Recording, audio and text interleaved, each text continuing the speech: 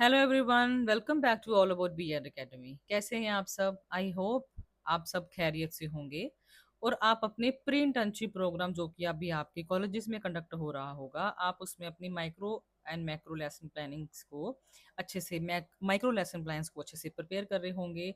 And obviously I am sure that about that कि मेरी जो लाइक वीडियोस हैं वो आपको माइक्रो लेसन प्लान्स बनाने में काफ़ी हेल्प कर रही होंगी। ठीक है जी। तो आज मैं सैंपल लेके आई हूँ आपके सामने। और सैंपल किसका लेके आई हूँ? आज मैं आपके लिए प्रस्तावना कौशल का एक सैंपल लेके आई हूँ। ठीक है जी। अब प्रस्तावना कौशल क्या होता है? आपकी skill of introducing the lesson को हिंदी में हम क्या बोलते हैं? प्रस्तावना कौशल। ठीक है जी। और ये जो सैंपल है हिंदी विषय पर आधारित होगा और इसके माध्यम से आप समझ पाएंगे कि कक्षा में किसी नए पाठ की शुरुआत प्रभावी ढंग से कैसे की जाती है और प्रस्तावना कौशल का प्रयोग किस प्रकार किया जाता है। ठीक है जी। आज की इस वीडियो में आपको सब समझ में आ जाएगा। जैसे कि मैंने अपनी इंग्लिश वाली video, English means English language वाली जो वीडियो थी, जब मैंने आपको skill of introducing the lesson का मैंने आपको कॉन्सेप्ट एंड फॉर्मेट समझाया था, फॉर्मेट भी समझाया था, सैंपल भी दिया था, वह मैंने आपको बताया था कि इस स्किल का यूज हम किस लिए करते हैं। हम जो है अपने स्टूडेंट्स को मेंटली प्रिपेयर करने के लिए, टू लर्न न्यू टॉपिक, उनका इंटरेस्ट क्रिएट करने के लिए, प्लस उनकी जो प्रीवियस नॉलेज है उसको अपनी उनकी जो न्यू नॉलेज है, न्यू नॉलेज मीन्स जो आज मैं उनको जो आप उनको पढ़ाने जा रहे हो उसके साथ उनकी प्रीवियस नॉलेज को न्यू नॉलेज के साथ कनेक्ट करने के लिए हम इस स्किल का यूज करते हैं। क्योंकि मैंने आपको पहले भी बताया था कि अगर आप अपने टॉपिक को इफेक्टिवली अनाउंस नहीं कर पाओगे, आप बच्चों की अटेंशन गेन नहीं कर पाओगे, आप बच्चों के अंदर इंटरेस्ट गेन नहीं क्रिएट नहीं कर पाओगे, तो आपके आगे पढ़ाने का कोई फायदा नहीं है। सबसे पहले आपको बच्चों को मोटिवेट करना है, बच्चों को अटेंटिव करना है, बच्चों का इंटरेस्ट क्रिएट करना है कि वो न्यू टॉपिक सीखें। इसके लिए आपको एफर्ट्स क्या करने पड़ेंगे? आपको उनके प्रीवियस नॉलेज को न्यू नॉलेज के साथ कनेक्ट करना पड़ेगा by asking some questions from their previous knowledge. ठीक है जी। तो आज भी हम ऐसा ही करेंगे। ठीक है जी। तो यहाँ पे आपको पता है कि यहाँ अब ऊपर मैंने पर्टिकुलर्स नहीं लिखे हैं। ये सैंपल ये मैंने लूज शीट्स के ऊपर इसीलिए बनाया हुआ है ताकि आपको ये मटेरियल विजिबल हो। अगर मैं ऐसे लूज शीट्स पे नहीं बनाऊंगी तो आपको कंटेंट विजिबल नहीं होगा। फॉर एग्जाम्पल, अगर मैं ये फाइल जो मैंने खुद बनाई हुई है आपको दिखाने के लिए सैंपल के तौर पे, तो अगर इस पे बनाऊंगी तो बेटा आपको विजिबल नहीं होगा। ठीक है जी। इसलिए मैं लूज शीट्स के ऊपर बनाती हूँ। इससे पहले आपको यहाँ पे ये पर्टिकुलर्स दिए होते हैं, ये पर्टिकुलर्स को आपने फिल करना होता है। प्लस यहाँ सैंपल दिया, ऐसे फ्रेम बना लेना आपने, सेम इसी तरह आपने फ्रेम बना लेना है। ठीक है जी। तो उस फ्रेम में आपने क्या करना है? फ्रेम में जहां लिखा हुआ है पीपल टीचर्स एक्टिविटी, वहां आपका आ जाएगा छात्र अध्यापिका क्रिया। और जहां पे आपका पीपल्स एक्टिविटी लिखा वहां पे आ जाएगा आपका छात्र क्रिया। ठीक है जी।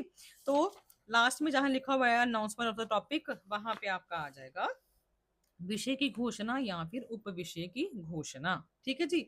और जो इसके कंपोनेंट्स हैं वो आपने इन्हीं कंपोनेंट्स को चैट जीपीटी पे डाल के, या फिर आपकी जो पेडागोजी की बुक्स है ना, पेडागोजी की बुक्स होंगी सेकंड सेमेस्टर की, वहां पे आपके हर एक स्किल के जो कंपोनेंट्स हैं वो आपके जो है हिंदी आपकी लैंग्वेज में, पंजाबी और इंग्लिश वाले सब्जेक्ट जो आपके पेडागोजी के जो सब्जेक्ट्स हैं उनमें आपको ये मिल जाएगी। आप वहां से इनको पिक कर सकते हो। ठीक है, सेम ही होंगे। या इन्हीं को चैट जीपीटी पे डाल देना, चैट जीपीटी पे डालोगे तो ये इसको ट्रांसलेट करके दे देगा। ठीक है जी। इस पे आपने बनाना है सैंपल। इसी तरह यहाँ पे सब कुछ हिंदी में आएगा। तो ये तो वैसे मैंने आपकी नॉलेज के लिए लिखा हुआ है, ये ये सारा प्लेन रहेगा।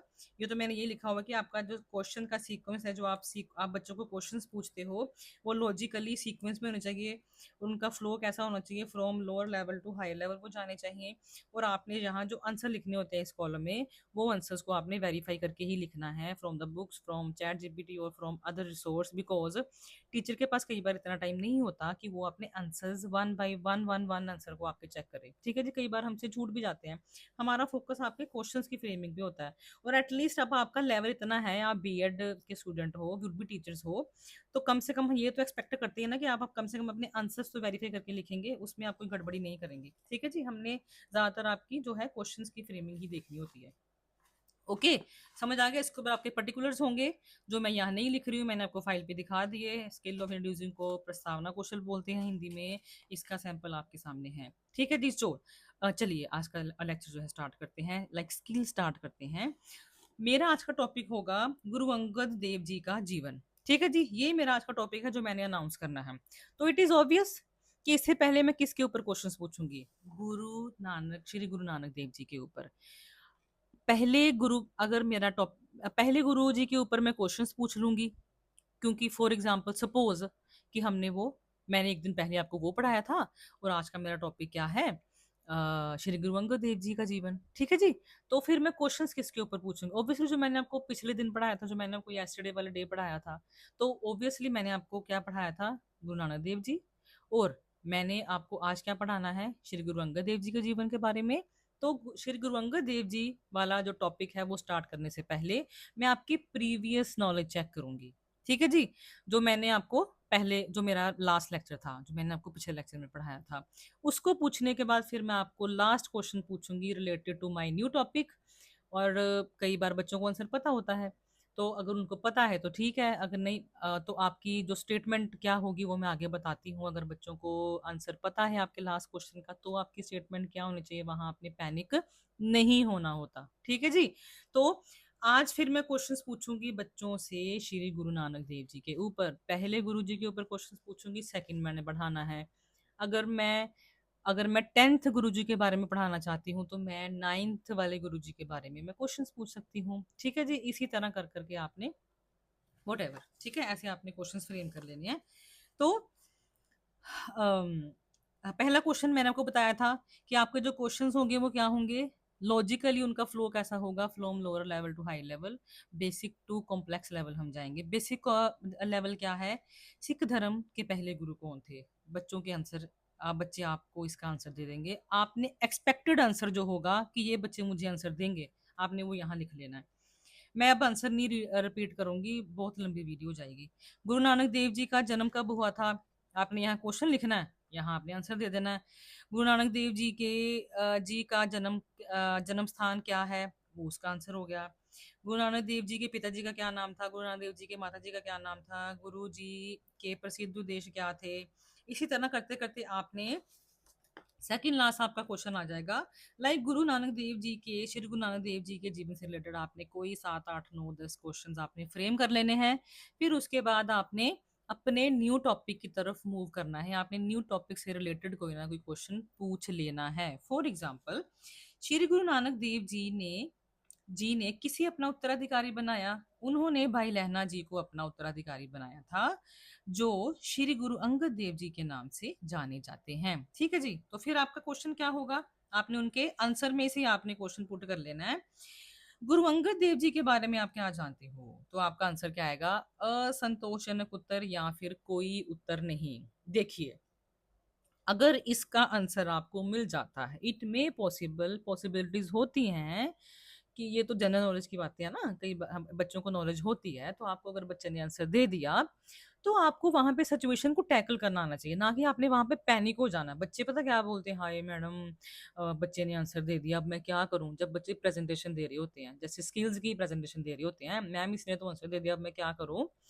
तो टीचर के अंदर ये एबिलिटी होनी चाहिए, उसके अंदर ये कैपेबिलिटी होनी चाहिए कि उसने सिचुएशंस को मोल्ड कैसे करना है। एक गुड टीचर वही होता है जो सिचुएशंस को लाइक प्रेजेंट सिचुएशन को उसकी कंडीशन के अकॉर्डिंग उसको मोल्ड कर ले, ठीक है जी? अब क्या हुआ यहाँ पे, बच्चे ने आपको थोड़ा बहुत बता दिया, तो हम बच्चों को क्या बोलते हैं कि आपने लास्ट क्वेश्चन का उत्तर अगर बच्चों ने नहीं दिया, टॉपिक अनाउंस कर देना आपने, अच्छा बच्चों, आज हम श्री गुरु अंगद देव जी के जीवन के बारे में विस्तार पूर्वक पढ़ेंगे। तो अगर ये तो हो गया जब बच्चों ने आंसर नहीं दिया, तो तब क्या होगा जब बच्चों ने आंसर दे दिया? तो आपकी स्टेटमेंट क्या होगी? हाँ जी बच्चे, मुझे पता है कि आपको श्री गुरु अंगद देव जी के बारे में थोड़ी बहुत जानकारी है, उनके जीवन के बारे में थोड़ी बहुत जानकारी है, पर आज हम इसको जो है विस्तार पूर्वक पढ़ेंगे। ये आपकी स्टेटमेंट होगी। आपने बिल्कुल पैनिक नहीं होना कि अब बच्चे ने आंसर दे दिया मुझे, अब मैं अपना टॉपिक स्टार्ट कैसे करूं। स्टार्ट करने का तरीका होता है, अगर आपको बच्चा कोई नॉलेज दे रहा है, अगर आपको बच्चा कोई आंसर दे रहा है, आपने उनको इसी तरीके से सिचुएशंस को हैंडल करना है कि ठीक है जी, हमें पता है, मुझे पता है आपको थोड़ी बहुत नॉलेज है इस बारे में, तो आज हम इस विषय के बारे में, विषय कोई भी हो, इसके बारे में हम विस्तार पूर्वक जानकारी लेंगे, ठीक है जी? तो लेकिन लेकिन आपने, बच्चे आंसर दे रहे हैं नहीं दे रहे हैं, वो प्रेजेंट सिचुएशन जो भी हो, आपने उसको अपने फॉर्मल वर्क में इंक्लूड नहीं करना। आपका फॉर्मल वर्क क्या होता है? आपने जो फ्रेम्स बनाने हैं, स्किल्स बनानी हैं, क्वेश्चंस बनाने हैं, वो एकदम एक्यूरेट होना चाहिए। आपकी skill of introducing the lesson मतलब प्रस्तावना कौशल में आपका जो लास्ट क्वेश्चन है वो नो रिस्पॉन्स और असंतोषजनक उत्तर और कोई उत्तर नहीं ही आएगा। इन दोनों में से कोई भी ऑप्शन आपने पिक दोनों नहीं करनी, कोई एक पिक आप यहाँ पे लिख सकते हो, ठीक है। इसका उत्तर असंतोषजनक आएगा या नहीं, नो रिस्पॉन्स आएगा, कोई उत्तर नहीं आएगा, तो ही तो आप अपना न्यू टॉपिक स्टार्ट कर पाओगे। ठीक है जी। तो अब आपकी स्टेटमेंट क्या होगी जब आपने न्यू टॉपिक को स्टार्ट करना है, जैसे मैंने आपको पहले बता दिया, छात्र अध्यापिका, यहाँ क्या लिखोगे आप, विषय की घोषणा, सॉरी सॉरी इसको आप उप विषय की घोषणा भी लिख सकते हो, ठीक है जी। ये बाद में करते हैं। विषय की घोषणा, छात्र अध्यापिका बच्चों से आखिरी प्रश्न का उत्तर असंतोषजनक मिलने पर उप विषय की घोषणा करते हुए कहेगी कि बच्चों, आज हम श्री गुरु अंगद देव जी का जीवन के बारे में विस्तार पूर्वक पढ़ेंगे। या फिर इसके अलावा आप ये भी लिख सकते हो, उप विषय की घोषणा यहाँ पे लिख सकते हो, at the place of announcement of the topic. छात्र अध्यापिका उप विषय की घोषणा करते हुए कहेगी कि आज हम ताजमहल, ये टॉपिक कोई हो रहा है, कि आज हम ताजमहल को प्रदूषण से किस प्रकार बचाया जा सकता है के बारे में विस्तार पूर्वक पढ़ेंगे। ठीक है जी। यही स्टेटमेंट, दोनों में से कोई भी स्टेटमेंट आपने लिख के अपना टॉपिक आपने अनाउंस कर देना है। और जैसे ही आप टॉपिक को अनाउंस करोगे उसी टाइम आपने बोर्ड के ऊपर अपना टॉपिक जो होगा आज का आपका, आपने वहां पे लिख देना है। बस जब आप टॉपिक लिखेंगे तो वहां पे आपकी स्किल का एंड हो जाएगा। किस स्किल का? प्रस्तावना कौशल स्किल। समझ आ गई बात? ये जो टॉपिक है ना आपका, श्री गुरु अंगद देव जी का जीवन, आप इसको एसएसटी, पैडागोजी ऑफ एसएसटी में भी पिक कर सकते हो, आप उसको पैडागोजी ऑफ हिस्ट्री में भी पिक कर सकते हो, और पैडागोजी ऑफ हिंदी के लिए भी पिक कर सकते हो। ठीक है जी। तीनों पैडागोजीज के लिए आप ये टॉपिक को पिक कर सकते हो। ठीक है जी। तीनों में एप्लीकेबल होगा ये। आई होप आपको समझ में आ गया होगा। अब बच्चों को जो है परेशानी कहाँ आती है, बच्चों को प्रॉब्लम कहाँ आती है कि मैम, बच्चे सोचते हैं कि मैम हमने क्वेश्चंस कितने पूछने हैं। मेरी बात सुनिए, क्वेश्चंस, मैं अगर पर्सनली बच्चों को क्या सुजेस्ट करती हूँ, मैं बच्चों को बोलती हूँ कि आपने जो क्वेश्चंस पुट करने होते हैं ना, आपने क्वेश्चंस यहाँ मैंने जैसे 11 बनाए हैं, तो मैं बच्चों को 12-13 क्वेश्चंस फ्रेम करने के लिए बोलती हूँ। क्योंकि आपका 13th वाला क्वेश्चन तो आपका संतोषजनक उत्तर आ जाएगा, नो रिस्पॉन्स वाला आ जाएगा, तो ऊपर बच्चे आपके 12 क्वेश्चंस, और 12 में से मुश्किल से आपको 10 क्वेश्चन ही याद रहेंगे। ठीक है जी। तो अगर 13 क्वेश्चन फ्रेम करोगे, एक आपका नो रिस्पॉन्स वाला होगा, 12 में से 10 क्वेश्चन आपको याद रहेंगे। और अगर आप 10 क्वेश्चन पूछेंगे स्टिल, आप देखना आपका वहां पे टाइम बिल्कुल 2-2.5 मिनट्स में आप स्किल को परफॉर्म करके वापस आ जाओगे। तो अगर आपने किए ही 10 हैं, मैंने 11 किए हैं क्योंकि मैं एक ही पेज पे आपको बताना चाहती थी स्किल के बारे में, अदरवाइज मैं बच्चों को 13-14 बोलती होती हूँ, क्योंकि एक दो आपने स्किप कर देना है। एक आपका नो रिस्पॉन्स में चला गया तो बचे कितने, फिर अगर फ्रेम ही 10 करोगे, एक आपका नो रिस्पॉन्स बचे 9, दो आपको भूल गए बचे 7। 7 क्वेश्चन पूछ के आपको क्या लगता है कि आप ये आपकी स्किल कितना टाइम लेती है? You need to perform over there. उसको हम ना स्टेज बोलते हैं, जहाँ पे बच्चों ने परफॉर्म करना होता है ना, जहाँ पे हम लेक्चर्स देते हैं बच्चों को, वह उसको हम स्टेज बोलते हैं। हम बोलते हैं, हम बच्चों को पता क्या बोलते हैं? आ जाओ बच्चे स्टेज पे, आ जाओ स्टेज पे आ जाओ। लाइक बड़ा ना, लाइक हमने माहौल इतना कंफर्टेबल सा बनाया होता ना कि बच्चे को हेजिटेट फील ना हो, बच्चा कंफर्टेबली वहां जाके परफॉर्म करे, क्योंकि माइक्रो स्किल्स को बनाया इसलिए होता है ताकि हमने बच्चे के अंदर कॉन्फिडेंस डेवलप करना होता है कि आप फ्री माइंड होके, बिल्कुल टेंशन फ्री होके, विदाउट एनी इंटरप्शन, आप वहां पे आपको कोई इंटरप्ट नहीं करेगा, आप वहां जाके परफॉर्म कीजिए। सभी सुपरवाइजर भी आपको हेल्प कर रहे होते हैं, गाइड कर रहे होते हैं, फीडबैक प्रोवाइड कर रहे होते हैं आप जहां जहां लैग कर रहे होते हो। और आपके क्लासमेट्स भी जो एज ए स्टूडेंट बन के आपके सामने बैठे होते हैं, वो भी आपको मोटिवेट करते हैं। ठीक है जी। तो you need to stay over there on the stage, we can say that, for 5 to 7 minutes. तो अगर आप, मैं कहूँ, आप अगर 7 क्वेश्चंस बच्चों से पूछ के आप 5 मिनट वहां पे स्टे कर लोगे, कभी भी नहीं, करके देखना आप, ऐसा कभी भी नहीं होगा। तो इसीलिए मैं बच्चों को कहती हूँ कि आप कम से कम 14 क्वेश्चंस फ्रेम किया करो। 14 में से एक आपका चला गया नो रिस्पॉन्स वाला क्वेश्चन, 13 क्वेश्चंस बच के, उसमें से एक दो तो आपको भूलेंगे भूलेंगे। जब बच्चे प्रैक्टिस कर रहे होते हैं ना नए नए इन चीजों की, तो भूल जाते हैं। हम भी गलतियाँ कर देते हैं, हमें भी कई बार चीज़ें भूल जाती हैं, तो ये कोई इतना बड़ा ब्लंडर नहीं होता, कोई इतनी बड़ी मिस्टेक नहीं होती, कोई बात नहीं। आपने धीरे-धीरे सीखना है, गलतियाँ करोगे तो सीखोगे। मेरा तो एक ही फंडा होता है, मेरे पास अगर कोई बच्चा गलती लेके आता है ना, एक तो मैं गलती को ध्यान से नोट कर लेती हूँ कि मैंने ये गलती अपनी वीडियो में बच्चों को बतानी है। अगर ये एक बच्चा मेरा वो गलती फेस कर रहा है, इट मीन्स कि सारे ही बच्चे जो बीएड 3rd सेमेस्टर में हैं, वो सारे ही सेम मिस्टेक को लाइक वो सेम मिस्टेक कर रहे होंगे। तो बच्चों को फिर मैं समझाती हूँ, उनको यही कहती हूँ कि मिस्टेक्स करते हो, कोई टेंशन नहीं है। मिस्टेक्स करोगे, गलतियाँ करोगे तो सीखो, गलतियाँ नहीं करोगे तो सीखोगे कहाँ से?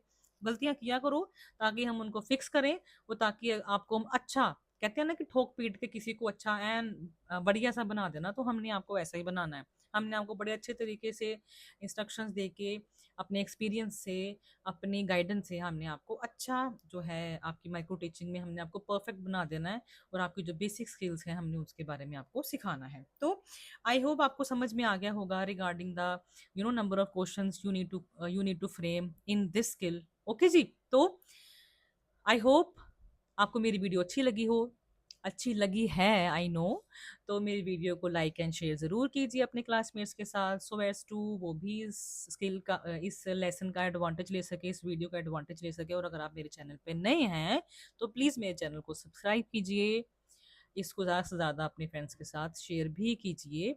तो मिलते हैं हमारी नेक्स्ट वीडियो में, तब तक बाय बाय।